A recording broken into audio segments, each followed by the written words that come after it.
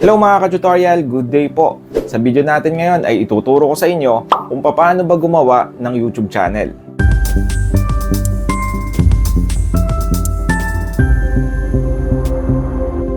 Pero bago tayo magsimula, gusto ko munang i-share sa iyo ang ilan sa mga dapat mong malaman para magtagumpay ka sa pagsisimula mo ng isang YouTube channel. At makakatulong din ito para magtagumpay ka bilang isang content creator or YouTuber dito sa YouTube. Pero kung sa tingin mo ay hindi ka interesado at gusto mo nang malaman agad kung paano gumawa ng isang YouTube channel, ay pwede mo na agad i-skip yung mga topics na madadaanan sa video na ito. Pwede ka na agad na pumunta sa description ng video na ito at hanapin mo yung timestamp kung paano gumawa ng YouTube channel. At doon ay i-click mo na lang at mapupunta na sa mismong timestamp kung paano gumawa ng isang YouTube channel. Pero kung gusto mong malaman yung mga tips na ibabahagi ko na makakatulong upang magtagumpay ka sa pagiging content creator, ay hindi mo na kailangan pang pumunta sa description para i-check yung timestamps. Nga pala, bago tayo magsimula, disclaimer muna po. Itong mga tips na ibabahagi ko sa'yo ay base sa experience ko at hindi ito super professional na mga tips. Pero sigurado ako na malaki ang maitutulong nito para magtagumpay ka sa pagsisimula mo ng iyong YouTube channel. Sa totoo lang, hindi naman mahirap gumawa ng YouTube channel. Kung tutusin nga ay parang 5 minutes lang ay makakapaggawa ka na agad ng YouTube channel. Pero para sa akin, bago ka gumawa ng YouTube channel ay maganda na malaman mo muna itong mga ibabahagi ko na makakatulong sa'yo para magtagumpay ka. So ano nga ba yung mga dapat nating malaman bago tayo gumawa ng isang YouTube channel? Or bago natin pasukin yung pagiging YouTuber or pagiging content creator? Number 1, know your niche. Bago ka mag-start ng YouTube channel, mahalaga na alam mo na muna at sigurado ka kung anong niche category yung gusto mong i-share sa iyong mga content. Para sa ganon ay hindi maging random yung topics at category na mga i-share mo na content. Maganda kasi sa pagsisimula ng isang YouTube channel ay mag-focus ka muna sa isang category. Para sa ganon ay mabilis na mare-recall ng mga viewers or audience mo kung anong topic ba yung mga ibinabahagi mo. Kung educational or tutorial ang category ng ibinabahagi mo, maganda na mag-focus ka lang muna dito.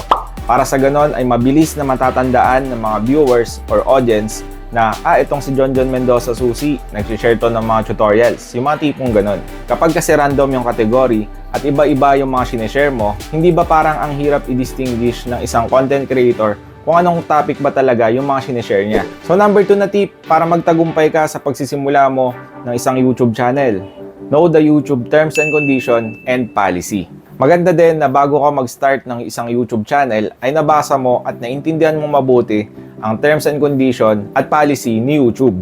Para sa ganon ay alam mo kung ano yung mga dapat i-post at hindi dapat i-post. Makakatulong ito para mas lalo mong mapanatili na maayos ang iyong YouTube channel. Kapag kasi hindi mo alam yung mga bawal na i-post na mga content, malaki yung chance na masayang yung pinaghirapan mo. Kapag kasi lumabag ka sa terms and condition o kaya naman ay sa policy, ay pwede kang makakuha ng tinatawag na restriction or strike. Ito ay mga penalty na hindi maganda para sa iyong YouTube channel, na kung saan kapag marami kang nakukuhang ganito, ay maaaring magresulta ito upang ma-delete ang iyong YouTube channel. So number 3 na tips na makakatulong sa'yo para magtagumpay ka sa pagsisimula mo ng isang YouTube channel.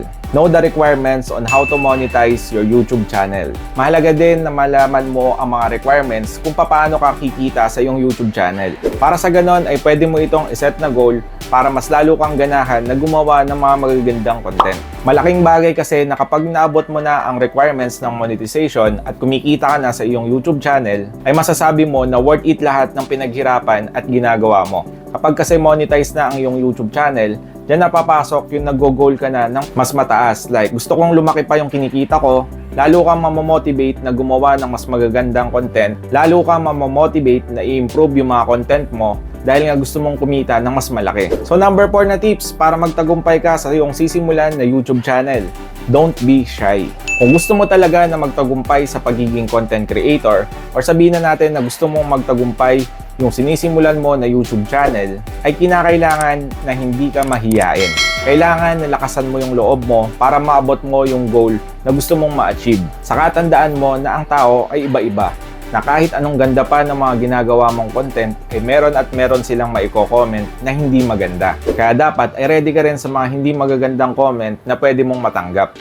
So sa totoo lang, nasa sayo pa rin naman kung paano mo gagamitin sa sarili mo yung mga comment ng ibang tao. Pwede mong gamitin as inspiration na patunayan mo na mali sila, or pwede mo rin gamitin para i-improve yung sarili mo. At pwede mo din paghugutan ng lakas para mas lalo mo pang galingan. Number 5 na dapat mong malaman para magtagumpay ka sa pagsisimula ng iyong ginawang YouTube channel. Keep on learning. Kapag nagsimula ka na gumawa ng isang YouTube channel at gusto mong magtagumpay sa YouTube channel na gagawin mo, napakahalaga na huwag mong pigilan yung sarili mo na matuto. Huwag kang matakot na mag-fail sa mga ginagawa mo, sa halip ay matakot ka na hindi mo sinubukan yung isang idea na pumasok sa isip mo. Dahil baka mamaya, ito palang idea na ito ay yung magpapabago ng buhay mo. So yun lang mga ka-tutorial, yung 5 bagay na dapat mong malaman na makakatulong sa'yo para magtagumpay ka sa sinisimulan mong YouTube channel. At para naman gumawa ng isang YouTube channel, ganito naman yung gagawin nyo. Sundan nyo lang to. Okay guys, so para gumawa ng YouTube channel, ganito lang yung gagawin nyo. Pumunta lang kayo dito sa may youtube.com at kinakailangan na mag-sign in muna kayo para makapaggawa kayo ng inyong channel. So pindutin natin itong sign in sa gilid. At kinakailangan lang natin mag-sign in gamit ang ating Google account o kaya naman ay ang ating Gmail. So kung wala pa kayong Google account ay pwede kayong mag-create nito dito. So pipindutin nyo lang to. So gagawan din natin ng separate video kung paano ba magkaroon ng Google account or Gmail. So kung meron na kayong Google account, kinakailangan nyo lang na i-enter ang inyong email para mag-sign in. So halimbawa ito. At pindutin lang natin yung next. At sunod naman ay i-enter natin yung password. So makikita nyo guys, bumalik siya sa youtube.com, sa website ng YouTube. So makikita nyo dito ay naka-sign in na ang inyong Google account. So para mag-create ng YouTube channel, pindutin nyo lang itong inyong Google account. Yan. Tapos makikita nyo na dito yung gumawa ng channel. So pindutin natin yan. At dito ay makakagawa na kayo ng inyong YouTube channel. So nasa sa inyo kung ano yung gusto nyong pangalan ng YouTube channel na ilalagay nyo. Ronnie and Diani. Yan. So, Ronnie and Diani. Yan, available na siya. So, Ronnie and Diani Vlog. So, ito yung bago nating YouTube channel. So, pindutin lang natin tong gumawa ng channel. Yan. Yan guys. So, meron na tayong YouTube channel. So, ganun lang kadali gumawa ng YouTube channel. So, dito makikita nyo ang inyong playlist. Then, mga channel tungkol dito. So, wala pa tayong video na i-upload. So, kapag mag-upload kayo, ay makikita nyo to, itong nasa harapan. Mag-upload ng video. Yan. So, yun lang guys. Ganun lang kadali gumawa ng YouTube channel. So, sa susunod na video natin ay mas i-explain pa natin kung ano ba yung mga dapat i-set up dito sa ating YouTube channel. So, yun lang guys. Ganun lang kadali gumawa ng isang YouTube channel. Sabi ko nga kanina, parang 5 minuto lang ay makakagawa ka na ng isang YouTube channel.